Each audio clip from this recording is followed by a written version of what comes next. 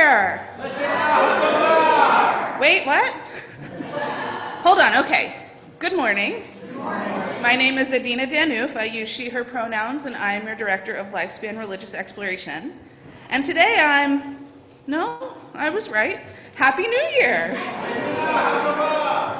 Not all of you, but I'm sure some of you might be confused because we're still 106 days away from January 1st. So why am I wishing you a Happy New Year? Well, because today marks the end of Rosh Hashanah, which is also known as the Jewish New Year. There's a time of cleansing and a time of mindful prayer and a time for recommitting to your life and, of course, a feast of celebration. And guess what? This isn't the only non-January 1st New Year we know about and see celebrated in the United States, right? Many of us have heard of the Chinese New Year or the Lunar New Year, which is celebrated in February. And there's Diwali, which is the Hindu New Year that moves around, but this year it's in October. And then there's Muharram, which is a celebration of the beginning of the Islamic year, and this year that lasted between July and August. And though many of these traditions happen at various times throughout our calendar year, a lot of them share similarities. Many of these traditions involve letting go of something or maybe wiping the slate clean, and they also involve recommitting yourself to something. And around January 1st, we often hear this called New Year's resolutions, right? Has anybody ever made a New Year's resolution before? Okay, seeing lots of yeses. Has anyone ever stuck to it all year before? A lot less yeses, but there are a few, okay. So committing ourselves to working at changing something about ourselves can be tough. We get comfortable with how we are. So thinking about being different or trying to be different, even if it's for the better, can take a lot of work. So we're in September now, about 9.5 months from when this year started, and the hardness of resolutions often means that by this point in the year, many of us have lapsed on those resolutions. Did that happen to you this year? I'm getting some yeses, okay. So some of us may have stopped pursuing them by the halfway mark of July, yeah. Others might have stopped around March, seeing some nods.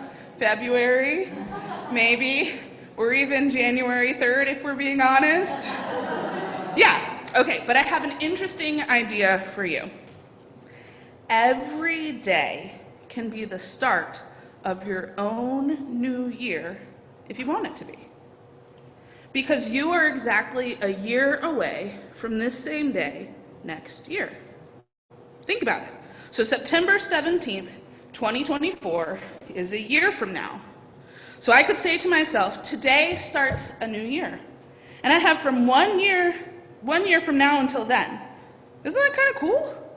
Yeah, it's cool. So if today is the start of a new year for you, what goals do you have for yourself?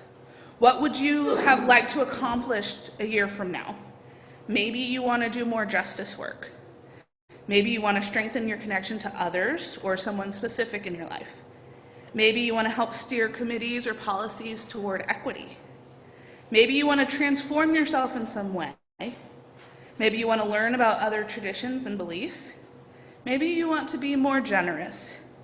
Maybe you want to center love in all that you do. And hint, hint, those were all pieces from our Article 2 transformation that we're working on at the UUA. You will hear about those themes all year long. Happy New Year!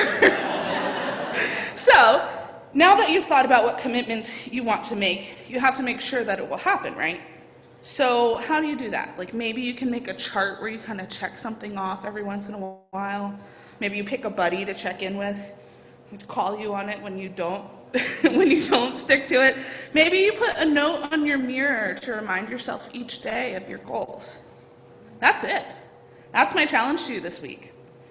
No, sorry, my challenge to you this year, right? And I can't wait to see what we accomplish when we all stick to our resolutions. So, Happy New Year, everyone. Happy New Year. And we're gonna head to class and prepare ourselves for our new year.